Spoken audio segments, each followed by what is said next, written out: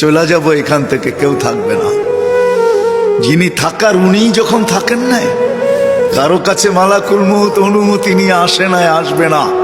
শুধু একজন মুহাম্মদুর রাসূলুল্লাহ সাল্লাল্লাহু আলাইহি ওয়াসাল্লামের কাছে মালাকুল মউত যখন আসছেন, তো আল্লাহ বলছে বন্ধুর কাছে অনুমতি নিয়ে ঢুকবে। অনুমতি দিলে ঢুকবে, নাইলে ফিরে আসবে। বন্ধু আমার, খবর তার অনুমতি ছাড়া যায় গর্জায় ঢুকা যাবে না। আমাদের কারো কাছে অনুমতি নিয়ে আসবে না, ওনার কাছে অনুমতি নিয়ে গেছেন। তারপরও বলছে শোনো, ঢুকার অনুমতি দিলেই কিন্তু হাত রাইখা দিবা না, আবার অনুমতি নিবা, রাখবা কি রাখবা না। বন্ধু যদি হ্যাঁ বলে তো রাইখো, যদি না বলে তো চলে আইসো। না বন্ধু আমার। কার বন্ধু? হ্যাঁ, কার বন্ধু? হাবিবুল্লাহ।